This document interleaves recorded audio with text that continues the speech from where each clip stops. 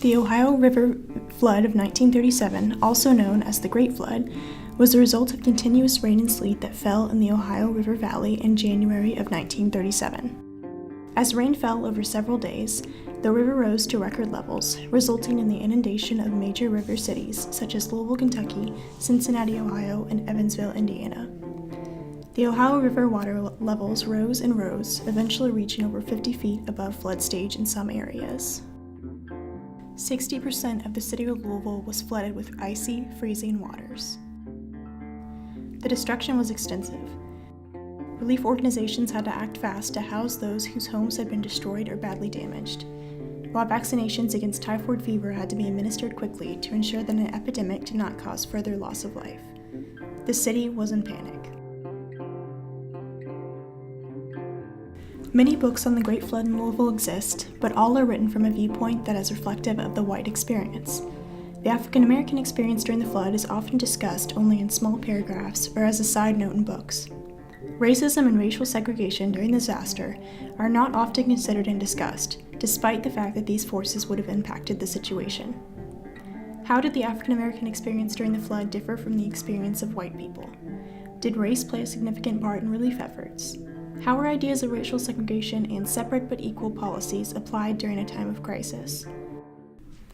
This is perhaps one of the most iconic images shot in the 20th century. It was taken by Margaret Burke White for Life magazine while on assignment in Louisville during the flood of 1937. The image is visually dominated by a billboard erected by the Works Progress Administration featuring a white family of 4, and even their dog, all smiling broadly while driving in a car with the slogans, "World's Highest Standard of Living," and "There's no way like the American way" in large letters. The foreground of the photograph, however, features a long line of African Americans dressed in heavy coats, baskets in hand, ready to receive food handed out by a relief agency during the flood. The stark contrast between the billboard's proclamation of the supposed world's highest standard of living and the reality of a crowd waiting in the bread line is more than a little ironic. The fact that the line is entirely African American, while the billboard shows a white family, also teems with visual irony and hints at segregation during relief efforts. Sources like Margaret Burke White's photos, along with newspapers and personal accounts, can help historians piece together the experience of African Americans during the flood and examine how segregation and policies of separate but equal were applied during this event. One of the most extensive sources available on the flood is the Courier-Journal, which was published continuously throughout the event. However, these articles were written by white people, most likely almost exclusively white men, and their mention of African Americans is sparse and at times silent. What is written must be considered carefully. This particular article, published on January 30th, 1937, discusses 5 soup kitchens, 2 for whites, 2 for Negroes, and 1 mixed, that have opened to serve refugees. Additionally, the article states that 1 relief station provided service for both races, only to be limited to whites when a facility for African American use only was open nearby.